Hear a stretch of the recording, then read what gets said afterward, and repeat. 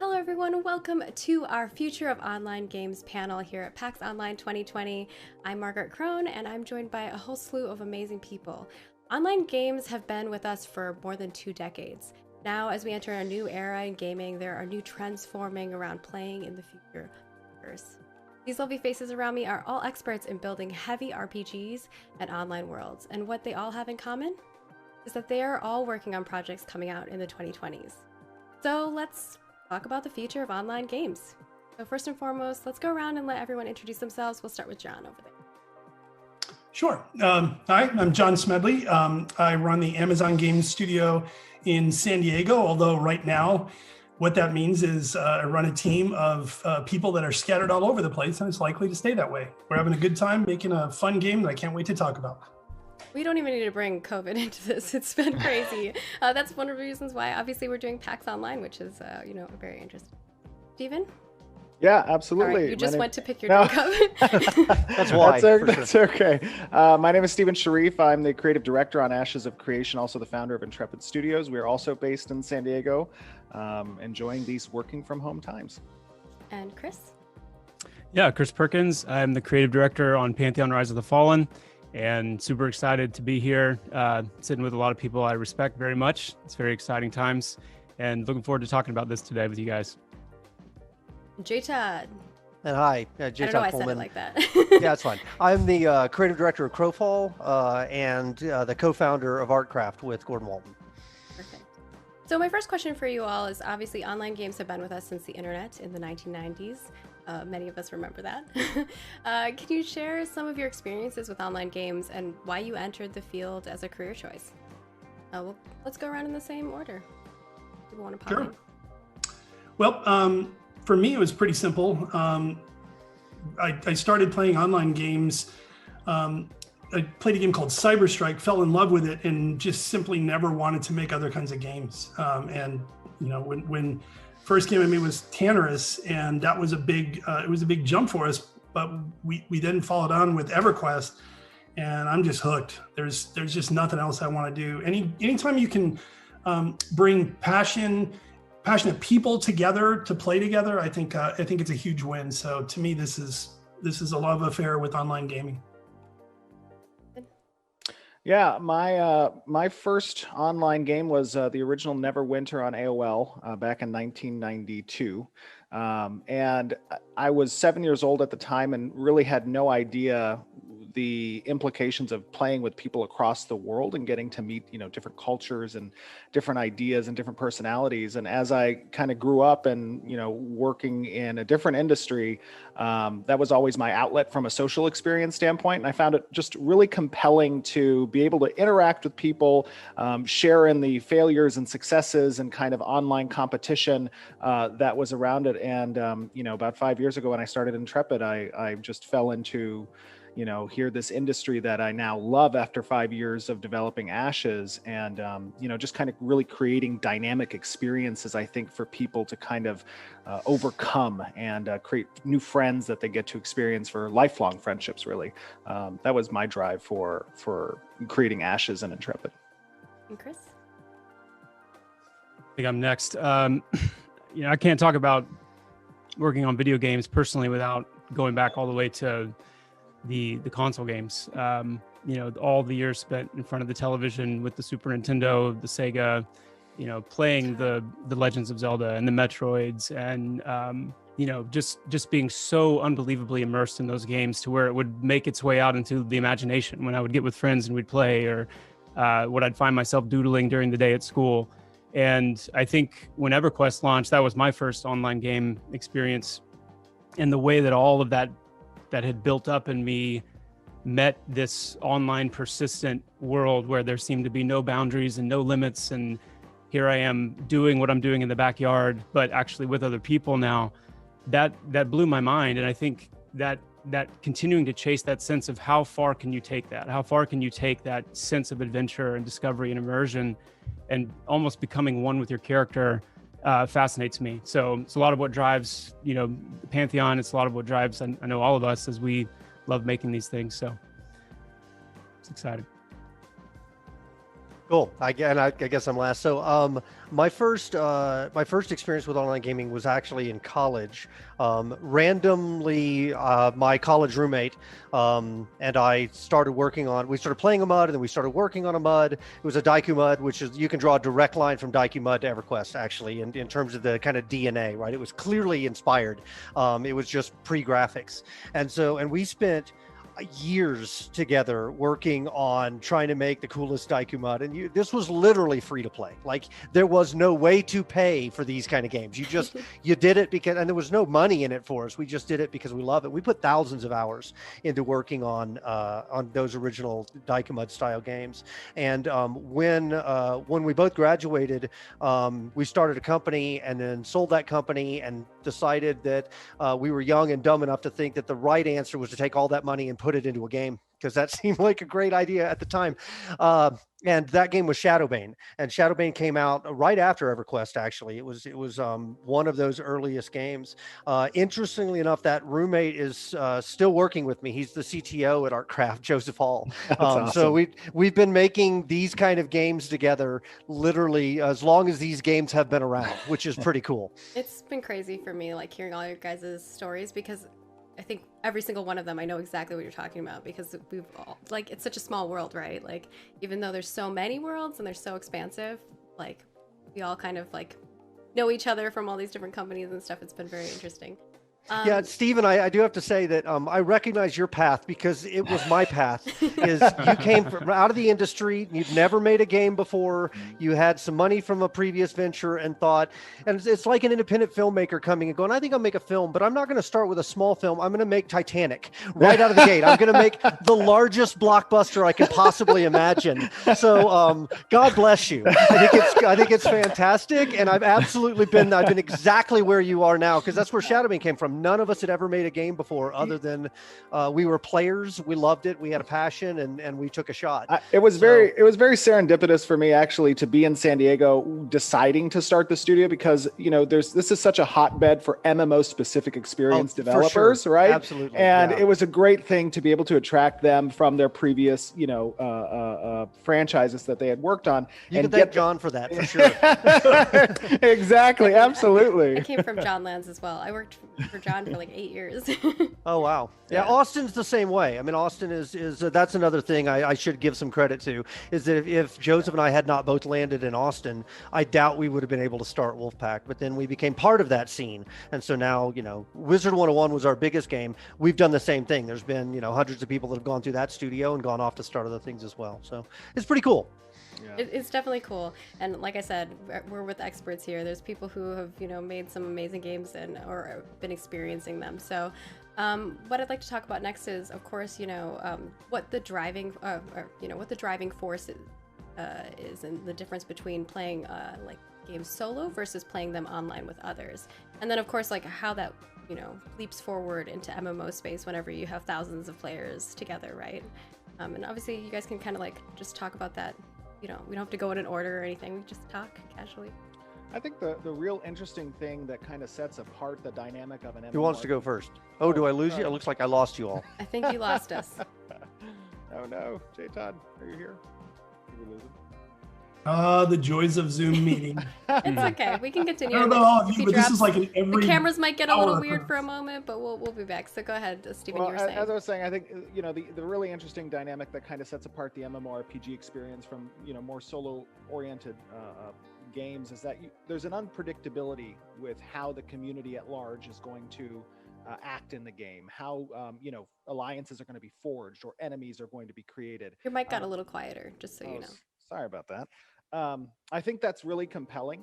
Anytime you have a human level emotion that's a part of that interaction in the game, it creates, I think, a little bit more emotional investment really in the outcome of things. And that's I think, a really interesting dynamic to MMOs at large. Yeah, I'd agree with that. And I think that the friendship and the bonds of communities are just much stronger in MMORPGs in particular, but you're seeing it in all kinds of other games now too that people are calling MMOs, and I think they rightly probably are. But what I will say is, MMORPGs have a unique ability to last a very, very long time. I mean, we're seeing, EQ, my God, it launched back in 99, and it's pretty amazing that these games can have these kind of lifespans. But what I think really sets us apart is that those communities can stay together for such an amazingly long time. It really brings me a lot of joy to see that people are still playing EverQuest, all the time, and that's a good feeling. I think that it points to something really powerful, just even about the design of that game too. When there are things that EverQuest did that now 20 years later we can look back and say that really stood the test of time because it tapped into something more primal and more human than I think we really even understood. And I think there's a lot of room for different types of games we see a lot of different types of games in the current MMO market.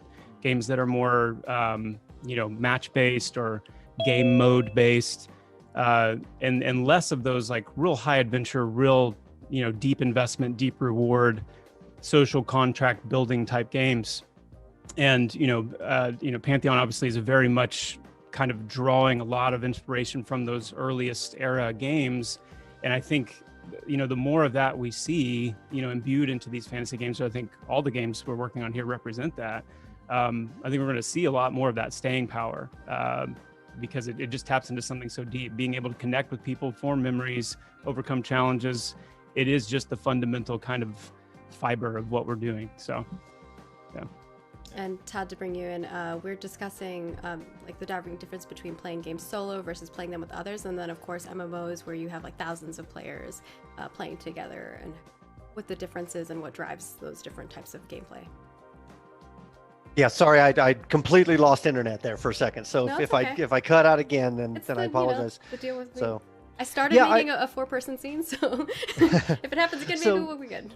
For me, that's always been the magic really of these games, right? Is once you have the idea that other people are buying in around you, actual people are buying into the same universe that you are, it effectively breathes life into that universe and makes it feel magical. Like it brings a level of immersion that you just simply can't get. And that's not to say single player games aren't amazing. I mean, they are absolutely astounding nowadays, but that particular piece to me has always been a little bit of magic that I can't find otherwise. And that's what's always brought me back to online games. And of course, I think to touch a little bit even more on that point is, the great thing about MMORPGs specifically as a genre is you don't have to be pigeonholed into the high social, massively multiplayer aspect of it. Good MMORPGs provide that kind of outlet for players if they want to go solo a little bit. They can do that for a period of time, and then they can get reintroduced into the community, back into the social environment. And it also represents kind of a replacement of the typical AI that solo games have. You now have an actually unpredictable, nature of the community that gets to influence your gameplay a little bit, and that's cool. Yeah, it's also the thing that makes these games so hard and challenging to build, right? That chaos is it's what is firing the engine of making it amazing. Yeah. But it's also raw chaos. Like you are trying to defensively design around a hive mind that is trying to figure out how to break it and make it theirs. And so it makes it a very intriguing challenge that also makes it very addictive as a game maker, right? Like to some degree, we're all playing these games, but these guys up here, we're playing a slightly different game, which is the can I build it game, and that has its own level of like interest and addiction to it as well. And I think that kind of works perfectly into my next question here, which is, online games have changed a lot over just, the last decade within itself. But of course, you're all making different strides in this new era, and of course, with your studios creating new products. Can you talk a little bit about your titles and like also what you're bringing to the playing field coming into the future, right? Obviously, some of you can't talk about too much, but what you can talk about. And I guess maybe let's go around the opposite way. We'll start with J-Todd and go around to Chris and Stephen and then John. Oh, sure. So Crowfall is a very different type of game by definition. So my last company that I worked for had found a tremendous amount of success with effectively the WoW theme park model of games. What our particular interesting swing at the market was that we decided to go after things that skewed larger in age bracket, right? So we went, for the kind of what Nintendo does incredibly well, which is the 8 to 88, right? We wanted to have grandparents and kids able to play together and experience the social world. And that has its own interesting set of unique challenges with security and chat and things like that. So leaving out of that, I wanted to go try something kind of crazy and different. And way back on the beginning of the evolutionary tree of these kind of games, before there was WoW, none of us had an idea of what would work and what wouldn't, because we didn't know. Nobody had tried anything. So we tried a bunch of crazy ideas out. Like Astronaut's Call had a fealty system where you could get other players to swear fealty to you. And then as they were killing monsters, it was like a multi-level marketing scheme for experience points. And you would just gain levels by having other people out farming. Weird stuff like that, right? That really, when WoW came out, I mean, usually if you look at a genre like RTS or FPS or whatever, or MOBA, is at some point somebody finds the amazing, perfect combination of elements, and then everybody else basically riffs on that. They all kind of take that exact same pattern and make minor tweaks to it. And in every other genre, that's worked great, right? You have amazing people pop up and they make a new FPS, and it's not really that different with the last FPS, but it's slightly different in theme or art or whatever, and it does really well. We all tried that in WoW and it didn't work. So WoW came out and found this perfect combination of all these elements. And then everybody tried to make exactly the same with a slight tweak, and none of them were even close to what WoW was. So it just didn't work.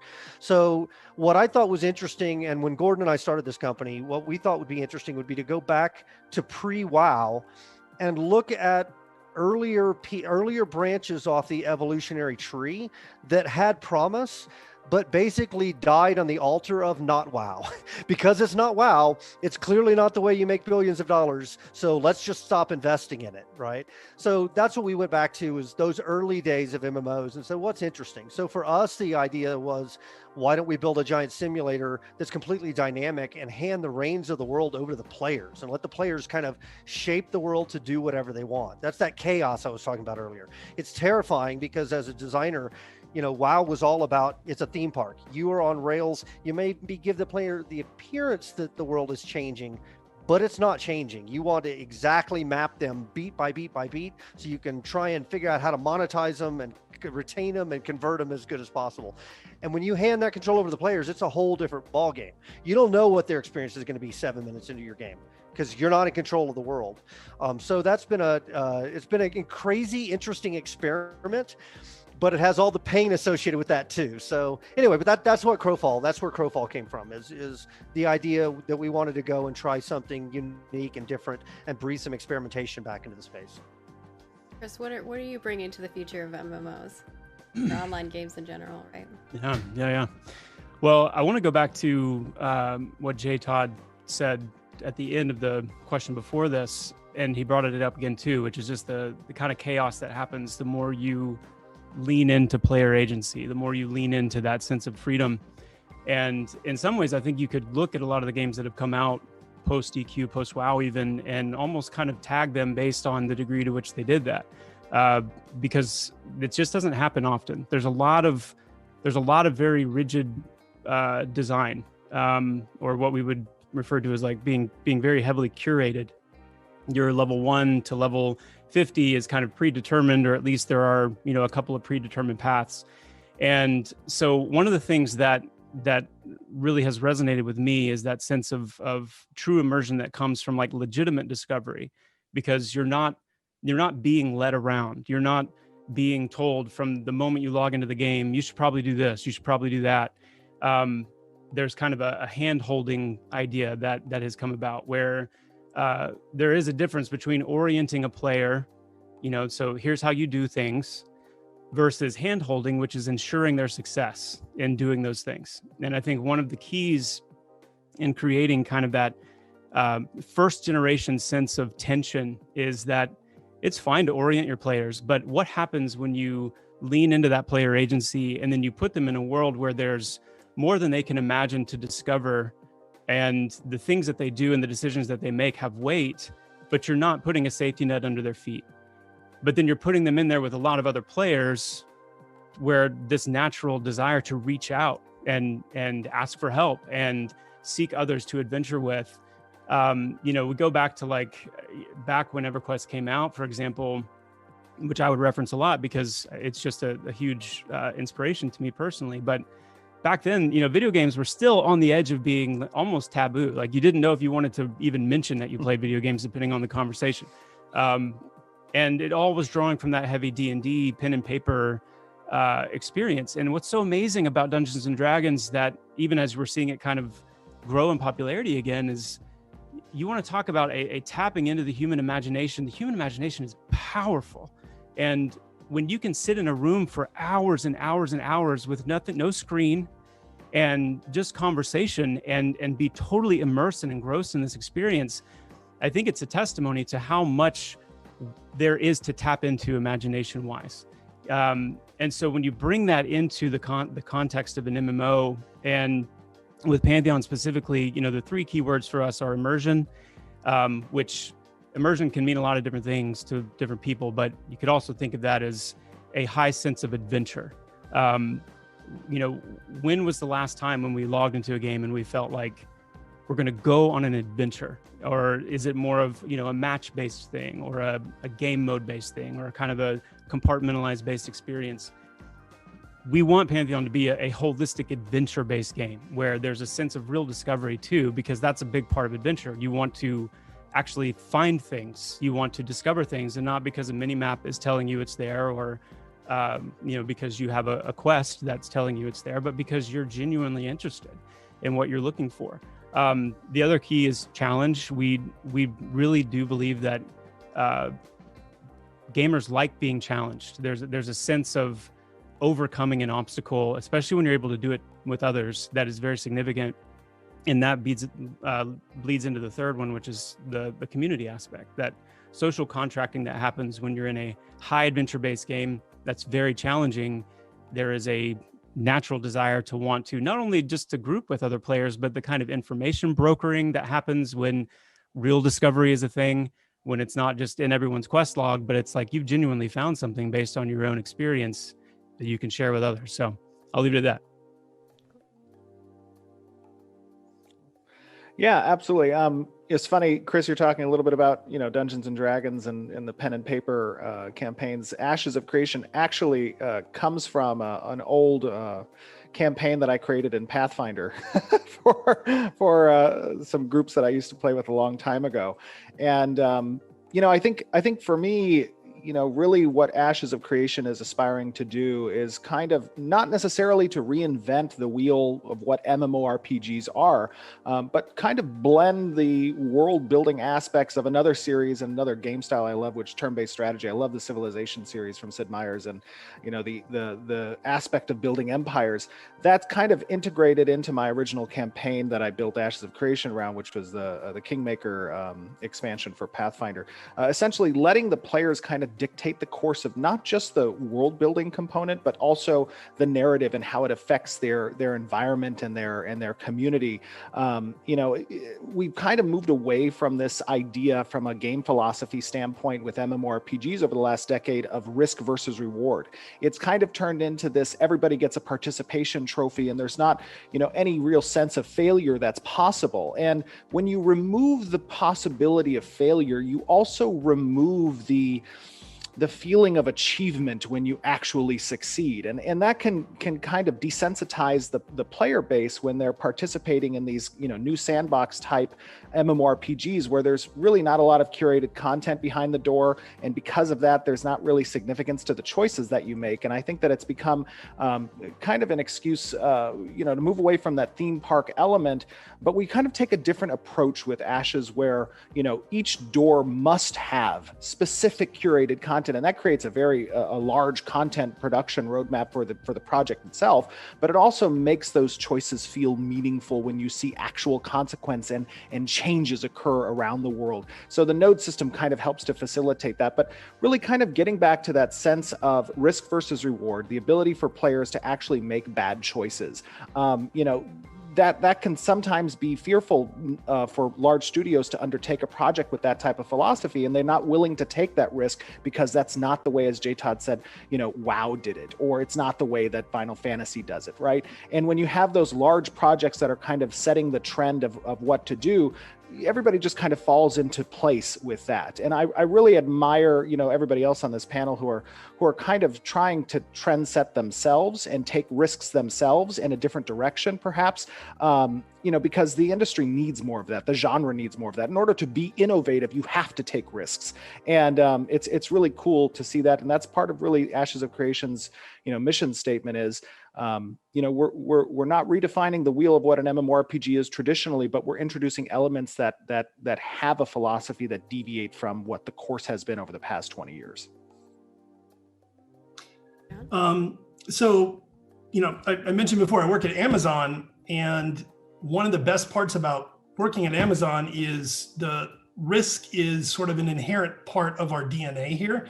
And being in a company that is willing to take risks and frankly willing to accept failures and willing to keep trying at something until we get it right. It's really awesome to work at a company that has that kind of that mentality that all of us want, the Blizzard mentality. We'll release it when it's done. Well, I mean, you're just seeing that now with New World. That's with not the game I'm working on, but it's nice to do that. So one of the best parts about this place is Jeff Bezos wants us to take serious risks and do seriously crazy things. There was this famous quote that he has that he wants us to make games that are computationally ridiculous.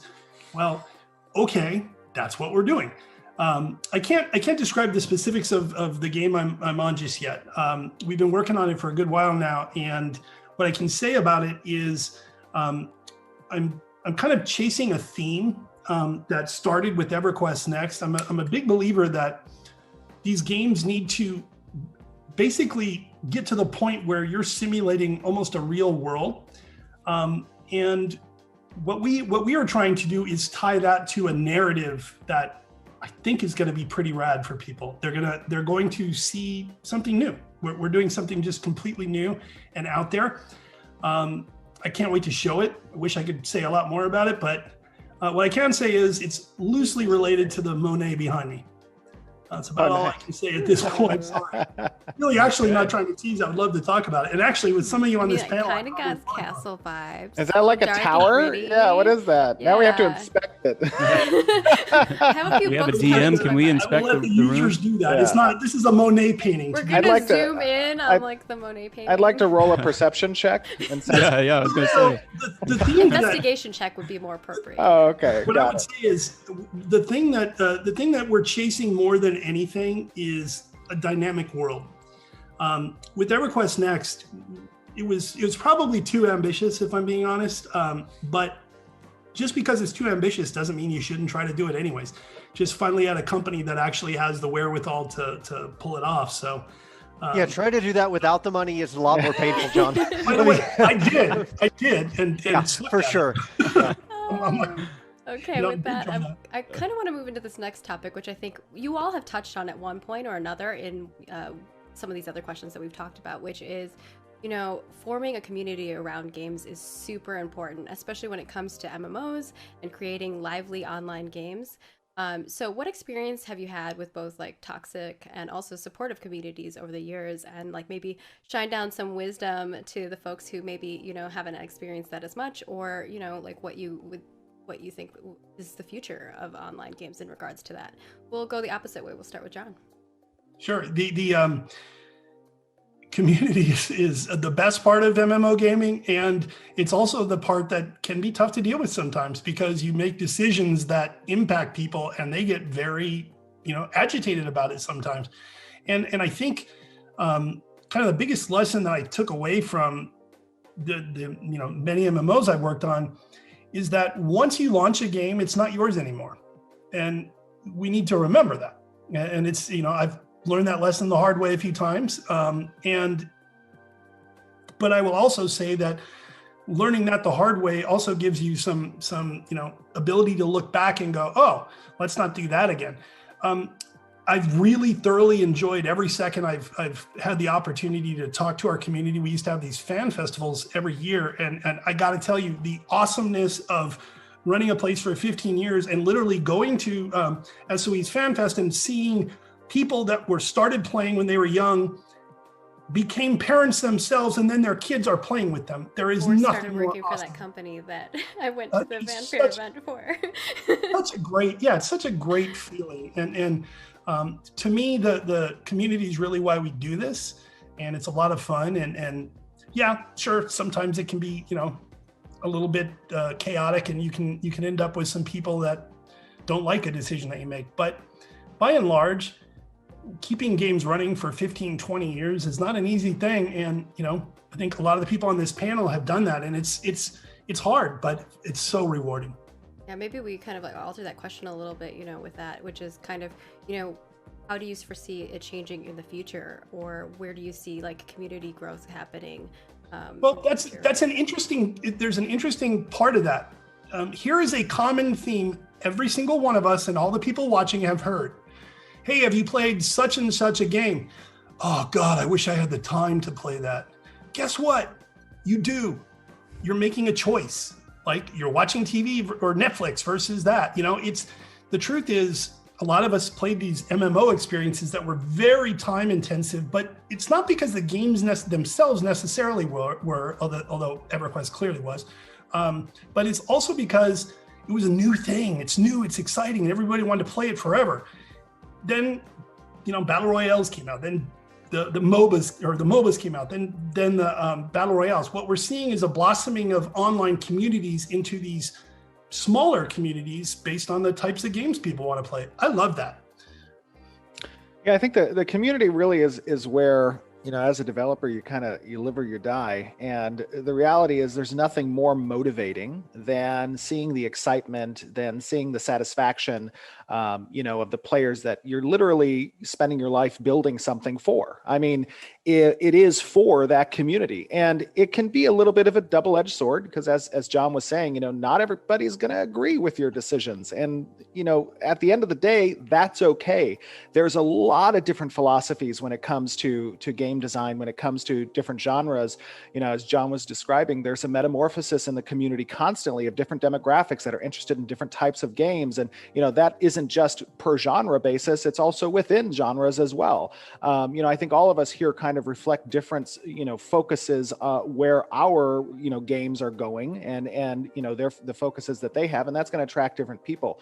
I think really what it comes down to, and probably the future of community development and cultivating, you know, the following and the player base that these games have, comes down to just kind of transparency and discussion with people. You know, traditionally in the past, it hasn't really gone that route, but I think over the past decade or so, with the more widely used commercial engines that are available now and the advent of indie studios becoming, you know, more prevalent, there's this type of interaction between the community and the developers that wasn't traditionally seen early on in the gaming industry. It was more so kind of secretive. You know, you didn't want your competitors to know your ideas and what you were doing, and you kind of release everything about the game when you're ready to market it and release it. And now it's really more of a hand-holding type of experience where you walk the players on some developments, where you walk the players through what you're doing and you get that, you know, early feedback. And that does require trust on behalf of both the developer to trust the player in essentially understanding game development, which not a lot of players do, and that's okay.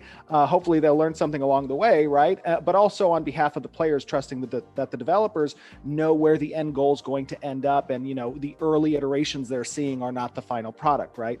You know, that's obviously very important, and sometimes that trust can get, you know, whittled away at when some projects don't necessarily do the right thing. But at the end of the day, understanding that, you know, us as developers, we're spending 14, 16, 18 hours a day sometimes because we want to satisfy and make our players, our community proud.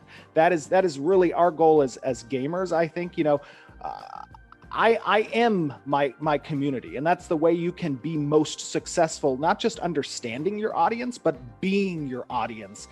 You know, that helps to kind of motivate you to make sure you perform in a way that's going to respect their desires, that's going to respect their direction, and deliver eventually a product that makes them proud and you proud too. Yeah, I always hear players say things like, oh, the developers don't care. Believe me, We wouldn't spend all our waking days and hours making something if we didn't care. We do. We care so much. So I just wanted to put that out there. And to be clear, just to make sure there's an understanding in separating the developers from the executives. I mean, there's a different dynamic there, right? The people who go into game development, depending on the company, absolutely. But the people who go into game development that are building these games, they usually do it because they're passionate about games. It's most of the execs are too. I mean, I'm a small company guy, but from my experience, even working with the big companies, the execs can make more money in another industry with a lot less pain and aggravation, frankly. Absolutely. If you don't, what I've seen is people who come into the game space just because they think it might be kind of neat. They leave. They're like, why would I put up with this crap? I'm going to go back to medical software or whatever the hell else they could do. They don't stay for very long, or they're not. No, they just don't. It takes a certain kind of crazy, and you either love it or you don't. And the problem is, if you do love it, there's nothing else you can do. You're kind of screwed. But I have worked at some companies where there's people who are in those positions who are not gamers at all. That is true. That is true. And the larger the organization, eventually, more likely the more likely it's going to be. The smaller the organization, though, the more the pain there is too. So I guarantee you, those people are gamers. It is not a quick buck. Absolutely. And of course, Chris, I don't know if you wanted to add something on to the topic about community. It's a big conversation. I mean, I couldn't agree more with the fact that, number one, I think we're going to start seeing game development demystify a little bit with all the crowdfunded projects that are out there. I mean, several of ours on the panel here, are to some degree. So how game development works, the twists and turns it can take, the challenges, the length of time, all these things I think are slowly demystifying a little bit. The other cool thing about that, I think, Stephen, you mentioned it with the availability of game engines, and I think we're going to see a lot more prosumers, which is what I would consider myself to be, someone who originally was a consumer of these things, who is now in a position to be developing them. And I think that is really exciting, because what that's going to mean is you're going to start seeing many more games that aren't following that, kind of primary path that you see kind of, like WoW we've talked about before, but you're going to see a lot more games from these very, very specific, passionate places, a lot more risk taking, a lot more innovation. And I think we're really kind of at the beginning of a very exciting kind of turn here. And the last thing I'll say is, my goodness, like, we do this for our communities. There is never a more exciting time, and I don't think anyone would argue, when players come in, when they come in and they play, when they test, when you see players running around in the game, it makes it all worth it. Every late night, every 24-hour day spent working, like, it is so worth it because of the players. So please know that we, at least speaking for everyone on this panel, we would all say to our communities, we love you, we need you, we support you as you support us, and we wouldn't be doing this without you. Yeah, I mean, all of us on this panel play games regularly. So like, I'm in half a dozen different communities of games that I'm extremely passionate about, to different degrees of my, sort of what I'm playing at the moment. And I love being a part of game communities. And sometimes, again, there's people I disagree with in the community, but the fact that people are this passionate about it, they don't get this passionate about tax software or medical imaging. It's. Hey, I've seen some people get pretty passionate about that stuff. Just saying. Oh, I'm sure there are, but like, you got to be in the right community for that, though. Yeah, a lot of people don't realize the amount. Like, this is an industry that requires a lot of hours out of people, and it. I'm not saying I love that, by the way. That's that we're certainly really against crunch in our shop, but it still, you put in so many hours after the day is done, and it's because we're passionate about it. It's the passion for sure. It's the fine line of trying to, like, when you work with the thing that you love doing, it's like, when does work stop? And so I can totally understand that perspective. Yeah, it's not necessarily that you're chained to your desk. It's that you're kind of sitting at dinner and you're looking off, and your wife will look at you and go, "Will you please stop?" Because she knows exactly what you're thinking about, right? She doesn't know the particular system or bug that you're thinking about. How many times I've gotten in trouble for being on the phone on Slack and not turning it off. Yeah. Actually, so real quick before we move on, I'd like to pick up on a thread of something Chris said, because I thought it was really interesting, and that's the kind of the the way in which community is now no longer passively observing the development of these games, but actively participating in the development of these games. And there's a couple things that are play there. One is they're more connected, I think, than they've ever been before, right? Because it's not just one community. You've got this giant pool of gamers. And as John said, they're interconnected, and I'm part of 6 communities, and I'm also cross-section over here. And I've watched this one streamer, so technically I'm a part of that community. Yeah. And if he's now playing Sea of Thieves, then evidently I'm now part of that community. Like, it's all interconnected and mixed, right? It's all cross-sliced. But the other thing, in addition to that, is the tools and the technology that's become available now to kind of democratize, right, game making. You've seen the best games, the most unexpected successes have started as mods, right, recently, because of Minecraft, and because, you know, League of Legends came from this. Battle Royale came from this, which led to Fortnite, which are like all of the, and I think of it as a genetic algorithm, right? As you got this massive pool of gamers out there who all have ideas, and now suddenly they have enough tools that are becoming more and more available that they're trying to act on those ideas. And Absolutely. Then if you have 100,000 of them do that, every now and then one of them is a true gem that beats the hell out of anything that the professionals have made, right, or come up with in the last 20 years, because we can't compete with a genetic algorithm. And so those things float up, and those great ideas, then you see a lot of the larger companies go, hey, that's a really good idea. So then they'll take it and they'll add what we are really good at, which is the layer of polish and the art and the content and things like that, and all the support systems and the operations underneath it. But I find that really fascinating. It's the mirror has been turned around now to where the community is actually feeding itself in a large way. I find like that you're reading my mind, J-Tad, because guess what my next question is? My next question is literally about, how has the development in games changed over the years? And do you find it easier or harder to build out products because of those technology changes? And I think, like you kind of touched on that a little bit. Does anyone else have anything else they want to add on that front? Oh, it's changed so much. Like it is awesome. After I left SOE, I started an independent company and got to use Unity and did work in it myself. One of the problems, if you're at a company for a long time, you can get kind of, tunnel vision about like things like tech and what other people are doing.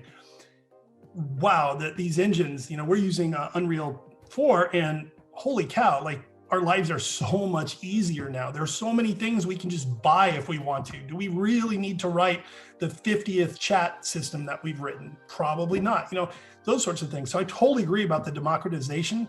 I also think, we as an industry are bringing our players into the fold on the development, because it turns out it's pretty damn fun to watch an artist draw some stuff, to a part of the community.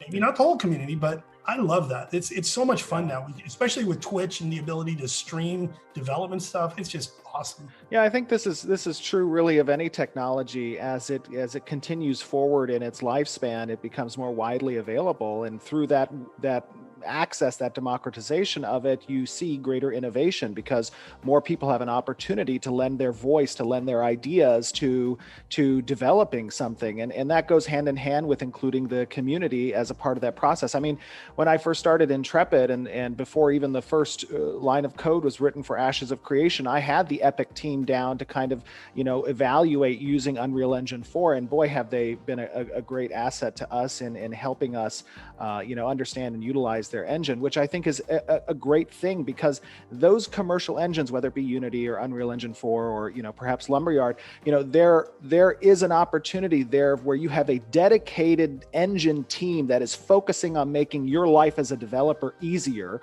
whether it be through out-of-the-box tools that are available to you, or assistance in communicating with what can be done on the source code side to change things to fit your specific project.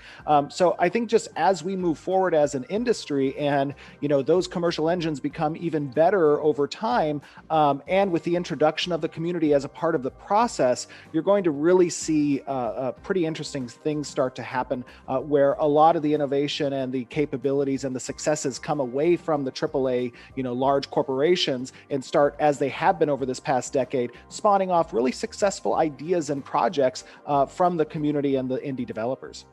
I also think that's especially true of the multi-platform aspect of our business now. Our game, for example, is going to be, PC, PS5s, Xbox X, and mobile. And cross-play, like that's a huge change. Right now, it's a bit painful, just the hoops you got to jump through, but it's such a great thing. And the tech is enabling this. It makes it ridiculously easier, maybe not easy, but easier. So Let's I move love into it. that topic because I actually have that on my list of questions here, which is, is there a time where you think everyone will be playing MMOs across consoles? So on your phone, and maybe simultaneously on your phone, like. So this may surprise you. This recent data that I saw, and it's a pretty good source. 50 million console MMO players, and that blew me away.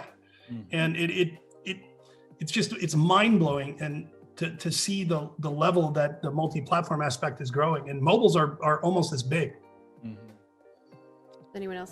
I think there's definitely going to be a avenue, specifically, I guess, if you're referring to MMORPGs or MMOs being cross-platform and on consoles and mobile. I think there's absolutely that avenue is growing over time, especially. But I think there's always going to be a PC-specific MMORPG market that really doesn't translate well to cross-platform.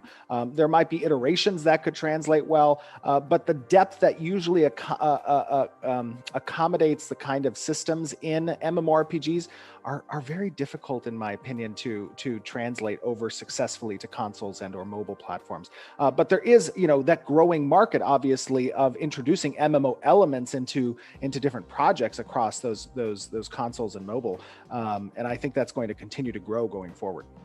And Chris, Yeah, I would agree with that. I think there's just a level of complexity that is just very difficult to replicate without making some pretty significant reductions or having some negative impacts on your game that you've been building for PC. So, we don't have plans for that, obviously. But as has been mentioned, I think there are a lot of really cool ways to introduce companion type experiences. I mean, I think most of us would agree we love being able to be in a game on our characters, interacting with things. If we could do that from our phone, I mean, yes, we'd be spending even more time on our phones, but to be able to kind of have some level of access into looking at your inventory or reading up on your factions or the different kind of enemies or entities you've encountered along your journey and reading a little bit about them, that's personalized to your experience, not just a wiki, but like, what have I done in the game? I think there's a lot of cool opportunities with that. And going back to the engine and the tools conversation, it's getting easier and easier to do things like that as well.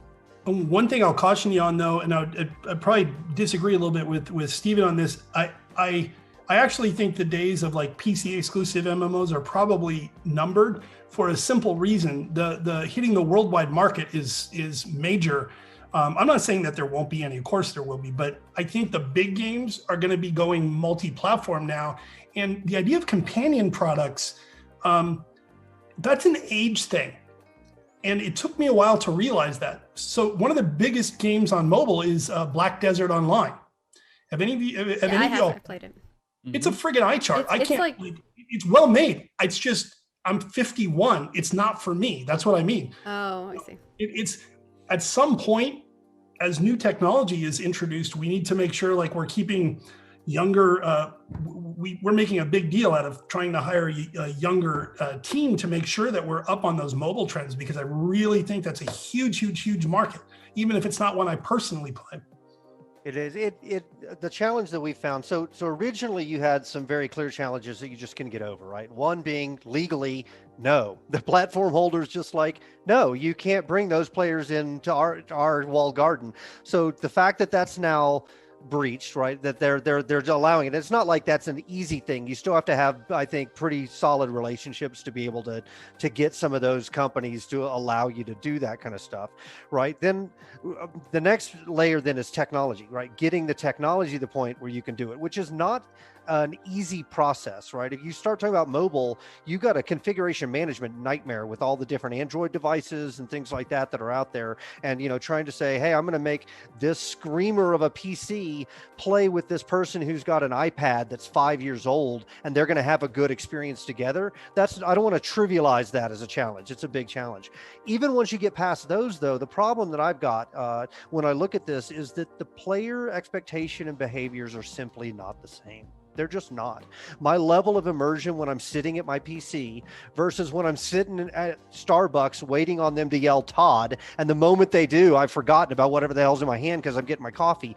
Those are just different player behaviors. And so making a one-size-fits-all experience that you think is going to the same exact experience across all these devices, I've yet to find it. I haven't found it yet. So Black Desert's a great example. They just didn't do that, right? They said, you know what? We've got Black Desert Online on PC. We can take the assets and we can take the story and we can take the content and we can remake a new, what would that look like if we readapted it to player behavior on this device? Because it's a different player with a different type of behavior. And that worked out pretty well for them. Right? Just saying, I'm going to simply take it and port it. I mean, there can an argument can be made, right? I mean, Minecraft and Fortnite have been incredibly successful, though we've internally had the debate of, yeah, but were they successful because they did the crossplay, or were they already so successful on the one device that it was enough to drag players on the other device into that experience and say, I'm willing to go with not as good of an experience on this device because I want to be part of the Fortnite, the wave of Fortnite. This is, by the way, this is a debate I had yesterday internally, so I'm not trying to come down like I'm the guy on the mountain. I am not the guy on the mountain who has the answers. I just know that we're actively debating when we're designing a system. Do we try and come up with something that's going to be okay on both, and therefore it's just okay on both, or do we? I have to apologize, folks. I have to wrap up the choice. I have to bail. Yep. This was an awesome panel. Please keep talking. I can't wait to rest. Thank you, John. Thanks, later, John. See you later. All right. Yeah, I was trying to wrap it up because so anyway, that you have stumbled right into the heart of what, as a developer, because it's not enough that we're trying to predict what people want today. Yeah, and I think it takes too long. I think we're always predicting what they want in years. You touched on a good point, J. Todd. When you're designing the systems, and you have to keep in mind that, are you designing something that's going to be mediocre but work on both platforms, right? Or are you going to go all in on a specific design that's facilitated for PC or for mobile or for console, right? That's a very important decision. And you don't want to sacrifice the quality really of your core gameplay ideas in order to facilitate a broader audience. And I think another important aspect is that demographics specifically, these are unique demographics of players that exist on these separate platforms. Absolutely. And the PC gamer population doesn't care, at least with regards to MMORPGs, and a vast majority of them don't care whether or not they can play it on their phone or on console. They want to have it playable on the PC because that's their platform of choice. Does that mean that you can't create something separate, something that's a companion, something that's a different game in Black Desert's example, for those other platforms, and utilize the same assets and IP and universe? Of course you can do that. But that's, I think, in my opinion, really the future, at least for MMORPGs specifically. Obviously, there are different genres that lend to a better capability of being cross-platform. Yeah, it's game specific for sure. Some games are going to be more suited for that than others, just right out of the box, just because of the nature of the game. I mean, even like Destiny 2. Destiny 2 is a great example where their resistance, their reluctance, Bungie, to allow like direct crossplay between PC and console, just because of the skill difference between a controller and a keyboard. I think coming off of that fresh conversation you just had, where I'd never really heard it put that way before, and I agree. I think that's a great example. You're in the coffee shop, you're trying to get in a group, you're in the middle of this big PvP siege or whatever it is. Like, it's just very different when you're honed in at your seat, in front of your computer, versus when you're trying to get on a bus or something like that. I mean, I think that's a great argument for why it may still be a while before we see that being the consistent norm. Totally. Yeah, that said, I do have a lot of faith in that genetic algorithm of people out there with ideas. I mean, people constantly amaze me by coming up with stuff that I'm like, God, I would never have thought of that, and I wish I had. That's the refrain of my life. They'll probably put that on my tombstone. I wish I'd thought of that, but I certainly did not. They say like, the big thing is you always look back at the things you didn't do. So, try. If you have something you want to do, go get it. And obviously we could be here all day. We could talk about like so many things in regards to online games or just gaming in general. And obviously we have a plethora of knowledge from all of these wonderful folks, John included, even though he's not here at this moment. But he's bad. He's gone now. We can talk bad about him. Yeah. So I do want to kind of like wrap this up because we obviously only have an hour. So is there anything else that you all would like to kind of like make sure that you get out there, especially when it comes to thinking about the future of online games? And I will go around and kind of let everyone have their last final say, and then we'll wrap things up. So start things off. We'll go with Chris, actually, because you know what, Chris, you have not gotten to start something.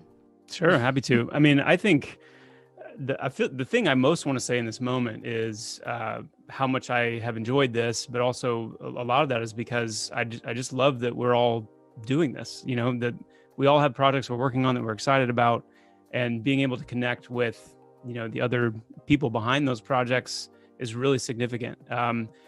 We talk about it internally all the time that, you know, we are just as much hopeful. Well, I wouldn't say just as much, but we want our own success. And we are also very much excited for the success of the other projects in the genre, because just like we were talking about earlier, there is so much room for specific, against the grain, innovative, risk-taking game making. And to know that you guys are out there doing that, pouring into that, is something that, you know, I love and I'm just super excited about. So I think the games, all the games that are represented here, are very significant touch points on the horizon for, you know, really continuing to push that wave forward, and can't wait to see what happens with all these projects. So it's an honor to be here.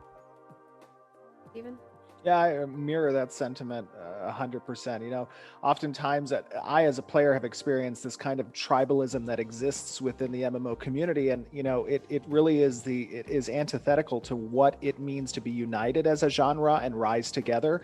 You know, I love so much what Chris, you guys over at Visionary Realms are doing with Pantheon, and what, you know, Artcraft is doing with Crowfall, and really, you know, it's beneficial to all of us when we can have an atmosphere where ideas that are unique and risk taking can come out and, you know, take the support of the community or, you know, the fellow players. So, you know, I definitely mirror that sentiment. I think that really you know, the most important thing for me from a thought standpoint is the aspect of including community, which you know, has been something that's now been recently been coming to light more in these projects. That's so important, because it's difficult to be a player and excited about something and know nothing about it and have no opportunity to discuss it and not be a part of a community until it's about to launch. I love that you guys took the path of you know, including the community as part of the development process, because it's really cool to see a project go from bare bones to alpha to beta and eventually launch, and just watch that history along the entire way. And I really think it's cool that the, you know, communities in general have become more part of that process, and just reiterating that there is a significant amount of trust and relationship that has to be built between the developer and their community, and being understanding that it is a process. It is a very crazy process that takes a lot of work, and the people who are working on it are in it because they're passionate about gaming. They're passionate about providing something that's going to make them proud and the players proud. So having community along the way, that would be my, you know, final kind of thoughts, is just having them along the way and getting engaged if you're not already in these projects, and coming in and voicing your experiences, your ideas, letting the developers kind of digest that is so beneficial to the process. Yeah, so I'll just point out something I think is interesting, which is right that the panel is titled "The Future of Online Gaming," and all three of the people here that made it that made it to the end, who didn't have to get pulled away to another meeting, none of us would be doing these projects literally if our community had not given us the support in the beginning to be able to do it. Mm-hmm. Like if it wasn't for the crowd-funded games on the horizon, there would not be a lot of activity. So I want to put a huge thank you out there to the communities for literally having faith in this genre and this art form and supporting it. Because I know it's very easy to be the person who's in the background, like, I'm not giving any money early on to any projects. I'll just wait at the end. And of course, yeah, that's the logical thing to do. But if everyone was that logical, there would be none of these games. None of these games would exist right now. So I want to put a thank out to the people who made the illogical, passionate, and I believe correct decision to pick one of them. It doesn't have to be ours. I love these kind of games, and I want to see experimentation, and I want to see them be made. And if our game or your game or whoever's game isn't the one that is the perfect one for you, they may come up with an idea that somebody else, though, plays that game or sees that game, and it sparks an idea in their head to try the thing that is perfect for you. So I just want to put a thank you to the community, because literally, I know with us, we would not be here if not for our community, because, you know, we wanted to do something experimental and crazy with Crowfall, and I mean, if we had gone to I'm not going to say we couldn't have gotten money from a publisher, because with Gordon and I's background, we probably could have, but the game that we will ship would not have been the same game. There's no way we would have made it through the gauntlet of risk and trust us, and we're just going to try and do it, and all the craziness, and have come out the other end without at some point being forced back into the normal lane. So I want to say thank you. I certainly know I can say it on behalf of us. I'm presumably saying it for you guys as well. Hear, hear. Absolutely. So thank you all, of course, all of you who are watching. We really appreciate you listening to us talk about all of the things that we're passionate about, and of course, the future of online games. And thank you to PAX for allowing us to have this panel here. And we hope that you enjoy the rest of your PAX Online, and we'll see you on the internet, because All right. we're all there. So come check us out. Again, thank you, John. Thank you, Stephen. Thank you, Chris. Thank you, J. Todd, for joining me. And we'll see you. All right. See you in game. Bye, everybody. Take care. See you later.